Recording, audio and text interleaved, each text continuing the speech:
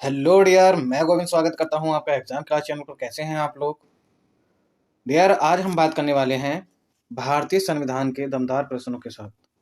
इसमें ऐसे क्वेश्चनों को लिया गया है जो आप एग्जाम हॉल में होते हैं तो उन क्वेश्चनों को फेस करते हैं। आई मीन वो जो क्वेश्चन है एग्जाम पेपर में सेट किए होते हैं। अधिकतर क्वेश्चन इसी तरीके से होते हैं।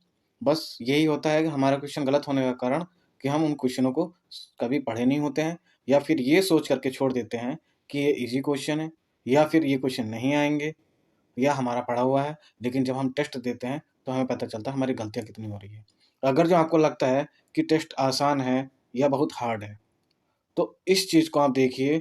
जो प्रीवियस ईयर क्वेश्चन है, रिपीटेड क्वेश्चन है, उसमें ये कितने देखने को मिलते हैं आपको, और जितने पेपर हुए हैं उन पेपरों में आपने कितने सही किए हैं। तो अब आगे गलतियां ना हो, उसको सुधारने के लिए आप जुड़े रहेंगे मेरे साथ सेशन पर, देखेंगे। उससे पहले एक मोटिवेशनल है दिया है। स्वयं को ऐसा बनाओ कि जहाँ से तुम चले जाओ वहाँ तुम्हें याद करें, और जब तुम पहुँचने वाले हो वहाँ तुम्हारा इंतजार करें। कि अपना आप की वैल्यू इतनी अच्छी या इतनी रेस्पेक्टफुल बना दो कि लोग तुम्हारा इंतजार करें किसी भी चीज़ को लेकर के। एक आपको कॉमन ना समझे। वो करने के लिए आपको मेहनत करनी होगी, और बहुत ज़्यादा मेहनत करने की ज़रूरत इस तरीके की नहीं है कि बहुत ज़्यादा मेहनत आप हार्ड वर्क कर रहे हैं। स्मार्ट वर्क के साथ आप मेहनत कीजिए। अपना को सोचते हुए मेहनत कीजिए कि हम किस वे में चल रहे हैं, किस वे में हमको कार्य करना है। अगर जो आप छोटी छोटी गलतियों को सुधार नहीं करोगे तब आपको आगे दिक्कत होगी। तो चलिए चलते हैं हम क्वेश्चन की ओर, देखेंगे क्वेश्चन किस तरीके के हैं। फर्स्ट क्वेश्चन दिया है आपके सामने, देखेंगे क्या है। भारत में राजनीतिक शक्ति का स्रोत है, क्या है? संविधान, हम भारत के लोग, संसद, संसद और राज्य विधानसभाएं। बताएंगे आप लोग, सही से आंसर देंगे और अपना नोट करते चलेंगे कि आप कितने से क्वेश्चन सही कर पाते हैं। ठीक है डियर फ्रेंड, चलिए तो इसके हम सही आंसर की बात कर लेते हैं। पूछा है भारत में राजनीतिक शक्ति। जब राजनीतिक शक्ति की बात करते हैं तो उसका स्रोत हम भारत के लोग, ठीक है। यानी कि प्रियम्बल में कहा गया है, उद्देश्य का, प्रियम्बल और प्रस्तावना, तीनों नाम आपको मिल सकते हैं। तो शुरू में ये स्टार्टिंग है, ये प्रस्तावना हर किसी को याद होनी चाहिए। हम भारत के लोग, भारत को संपूर्ण प्रभु संपन्न समाजवादी, ये इस तरीके की पूरी आपको प्रियम्बल याद होगी। उसमें आपका क्वेश्चन कभी गलत नहीं होने वाला है, ठीक है। तो इसका आंसर क्या हो जाएगा? हम भारत के लोग।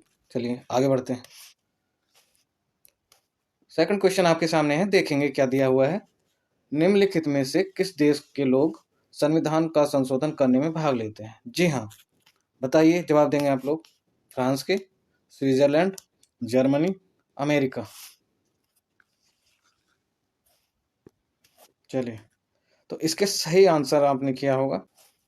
इसके सही आंसर की हम जब बात करेंगे तो इसका सही आंसर हो जाएगा बी, यानी कि स्विट्जरलैंड के लोग। स्विट्जरलैंड के लोग जो है, जब संविधान में संशोधन होता है तो उसमें भी भाग लेते हैं। हमारे यहाँ भारत की बात करते हैं तो भारत में क्या होता है, भारत में संसद जो है, संसद संशोधन करती है। और संशोधन जो होता है वो 368 आर्टिकल के तहत होता है, ठीक। चलिए आगे बढ़ेंगे। क्वेश्चन नंबर थर्ड दिया है, संघीय प्रकार के शासन का एक गंभीर दोष है। तो क्या है बताएंगे? गंभीर दोष की बात कर रहे हैं। देखिए, गंभीर दोष की, पृथक होने का खतरा, स्थानीय हितों की उपेक्षा, अकुशल प्रशासन, सत्तावादी शासन। बताएंगे आप लोग। चलिए इसके आंसर की बात करते हैं तो ए हो जाएगा। क्या हो जाएगा? पृथक होने का खतरा, क्योंकि यही एक इम्पोर्टेंट है। जब कोई चीज पृथक हो जाएगी, किसी पृथक होना होता है किसी चीज से अलग हो जाना। क्या हो जाना? अलग हो जाना। कोई चीज जुड़ी हुई है तो उसको वो हर तरीके से जो है दूसरे के साथ मिलकर काम करेगा। जब वो अलग हो जाएगा तो वो अपने स्तर से काम करेगा। उसमें क्या समस्याएं होंगी? उसमें ये तीनों समस्याएं भी आपको देखने के लिए मिलेगी। स्थानीय हितों की उपेक्षा, यानी कि जो वहाँ पे प्लेसेस हैं जिस भी राज्य में, वहाँ उनको क्षति भी पहुंचाई जा सकती है। अकुशल प्रशासन, यानी कि जो प्रशासन ठीक ढंग से चलता है उसमें वो फेल भी हो सकता है। सत्तावादी शासन, जो जैसे अब चुनाव हो रहे हैं तो ये चुनाव ना करा करके जिसने पहले शुरू में अपनी गवर्नमेंट बना ली तो वो हमेशा वही चलाता रहेगा आनुवांशिक तरीके से। तो यही सब चीज़ें होती है, एक चुनौती बन जाता, जो बहुत अच्छे ढंग से इसको व्यवस्थित करने का काम हमारे संविधान में किया गया है, ठीक। चलिए आगे बढ़ते हैं। क्वेश्चन नंबर 4 दिया है, देखेंगे। भारत को एक गणराज्य मुख्य रूप से इसलिए माना जाता है क्योंकि, आंसर देंगे आप लोग। दिया है राज्यसभा का चुनाव होता है, उसका अपना लिखित संविधान है, क्योंकि राज्य अनुवांशिक रूप से होता है, उसकी सरकार संसदीय प्रणाली के अनुसार है। जवाब दीजिए। चलिए, तो इसके सही आंसर की हम बात करते हैं। इसका सही आंसर क्या हो जाएगा? ए हो जाएगा। क्या हो जाएगा? ए। राज्यसभा का चुनाव होता है। ठीक है, ये गणराज्य के मुख्य रूप से, देखिए शब्दों पे जाइए, पॉलिटिक्स का खेल मेन शब्दों पे होता है। क्वेश्चन के आंसर हमको सभी ठीक लगते हैं, लेकिन जैसे बहुत ज्यादा कहते हैं ना कि जाके हम परीक्षाओं में कंफ्यूज हो जाते हैं कि साहब ये दोनों मिल से रहे हैं और इनमें से हम गलत ही हमेशा चूज कर लेते, तो यही होता है थोड़ा जो है, शब्दों को बस आप जितना गहराई से समझने की कोशिश करेंगे तो उतना ही आसान आपके लिए होता चला जाएगा। ये भी कहीं ना कहीं जुड़े हुए हैं, लेकिन जब मुख्य रूप से बात की गई है तो मुख्य में एक ही की बात होती है, ना कि अदर की बात होती है। ठीक है, चलिए आगे बढ़ेंगे। क्वेश्चन नंबर 5 देखेंगे। दिया है किस देश को संसद की जननी कहा जाता है? जवाब देंगे आप लोग। ब्रिटेन की संसद, जर्मनी की संसद, कनाडा की संसद या फिर फ्रांस की संसद? जवाब दीजिए आप लोग। तो इसका सही आंसर की बात करते हैं, तो इसका सही आंसर जो हो जाएगा वो हो जाएगा ए, ब्रिटेन की संसद। ठीक, तो यहाँ से अगर देखा जाता, पूछा भी जाता है कि संसदीय प्रणाली कहाँ से ली गई है, तो भारत में संसदीय प्रणाली जो ली गई है वो ब्रिटेन से ली गई है। ठीक, ये हो जाएगा। और यहीं से हमको देखने के लिए मिलता है कि जो सर्वोच्चता की बात होती है, कि निकाय की सर्वोच्चता या गणतंत्रात्मक राजनीति की व्यवस्था की सर्वोच्चता, तो संसद में निहित होती है। ठीक, किसमें निहित होती है? संसद में निहित होती है। ये बात आप याद रखेंगे। चलेंगे नेक्स्ट क्वेश्चन की ओर। चलिए, क्वेश्चन नंबर 6 दिया है, देखेंगे। भारत में एकल नागरिकता की अवधारणा बनाई गई है या ली गई है? यूएसए से, इंग्लैंड से, कनाडा से, ऑस्ट्रेलिया से? जवाब दीजिए दोस्तों। चलिए, तो इसके सही आंसर हो जाएगा बी। क्या हो जाएगा? इंग्लैंड से। ठीक, इससे इंग्लैंड से। अगर जो हम दो नागरिकता की बात करते हैं तो दो नागरिकता हमको मिलता है, जैसे यूएस से। यूएसए में क्या है, देश की अलग लेनी पड़ेगी और राज्य की अलग, तब जाके दो नागरिकता का प्रावधान इनका चलता है। लेकिन इंग्लैंड में एक का ही है और हमारे भारत में भी एक का ही इसी से फॉलो करता है। चलिए नेक्स्ट बात करते हैं। क्वेश्चन नंबर 7 दिया है, भारतीय संघवाद निकट है यूएसए के, नाइजीरिया के, कनाडा के या फिर ऑस्ट्रेलिया के? जवाब दीजिए आप लोग। संघवाद की जब बात करते हैं तो आंसर क्या मिलेगा आपको? जब संघवाद की हम बात करेंगे तो आंसर मिल जाएगा सी। क्या मिल जाएगा? सी, यानी कि कनाडा, कनाडा की। ठीक दोस्तों, तो इसके जैसे हम बात करते हैं कि निकट है का मतलब कि यानी कि कनाडा से जो है संघवाद लिया गया है। ये कनाडा से, किससे? कनाडा से लिया गया है भारत का। इसमें संघवाद वैसे यूएसए में भी था, नाइजीरिया में भी था, वहां से नहीं लिया गया, लेकिन कनाडा से लिया गया। ये बात आप याद रखेंगे। चलिए आगे चलते हैं। क्वेश्चन नंबर 8, दोहरी नागरिकता निम्न में से किसकी विशेषता है? दोहरी नागरिकता मैंने बताया था और उसमें हम बता देंगे।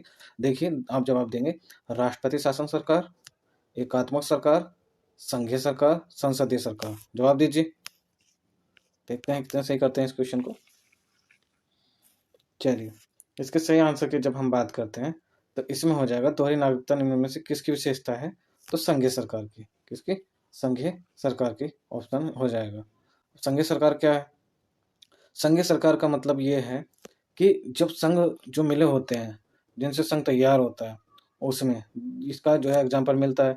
मैंने आपको बताया था यूएस से, किसका? यूएसए का बताया था।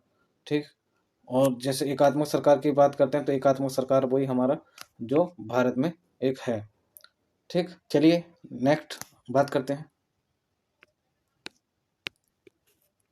क्वेश्चन नंबर 9 दिया है, स्थानीय सरकार आधार है किसका? धर्मनिरपेक्षवाद का, अभिजात तंत्र का, लोकतंत्र का, आरक्षण का? जवाब दीजिए दोस्तों। तो इसके हम सही आंसर की जब बात करते हैं, इसका सही आंसर हो जाएगा सी, लोकतंत्र का। लोकतंत्र का मतलब है कि लोगों की जो है बहुत बड़ी भूमिका होती है किसी भी चीज को करने के लिए, ये अहम है। भाई जब लोग नहीं रहेंगे तो फिर सरकार ही क्या करेगी?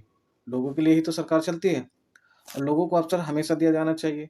जो हमारे पंडित जवाहरलाल नेहरू प्रथम प्रधानमंत्री थे, उन्होंने कहा था कि गांव के लोगों को अवसर देना चाहिए, उनसे काम कराना चाहिए, चाहे वो हजारों गलतियां करें। ठीक, चाहे वो हजारों गलतियां करें, उनको डरने की आवश्यकता नहीं है। ये चीज उन्होंने बोला था। ठीक, चलिए नेक्स्ट बात करते हैं। क्वेश्चन नंबर 10 दिया है, देखेंगे क्या है। लोकतांत्रिक प्रणाली के लिए निम्न में कौन से तत्व आवश्यक हैं? तो कौन से तत्व आवश्यक है वो देखेंगे। स्वतंत्र एवं निष्पक्ष चुनाव, अधिकारों का संरक्षण, अवसर की समानता, उपरोक्त सभी। जवाब दीजिए। चलिए इसके सही आंसर की हम बात करेंगे तो इसका सही आंसर डी हो जाएगा, उपरोक्त सभी, जब लोकतांत्रिक प्रणाली की बात आती है। इसमें क्या होता है, स्वतंत्र एवं निष्पक्ष चुनाव होना चाहिए, अधिकारों का संरक्षण, ये भी सही बात है, अवसर की समानता, ये भी सही बात है। तो इसमें तीनों सही हो जाएगा। ठीक, तो ये आंसर जाएगा 4 के साथ। तो दोस्तों ये क्वेश्चन 10 आपके सामने मैंने रखे। आप बताएंगे कि आपको एक सेशन कैसा लग रहा है कमेंट बॉक्स में, और अच्छा लगा तो चैनल को लाइक, शेयर और सब्सक्राइब कर दीजिएगा। वीडियो देखने के लिए आपका बहुत धन्यवाद। आपका दिन शुभ हो, ऐसी हम कामना करते हैं।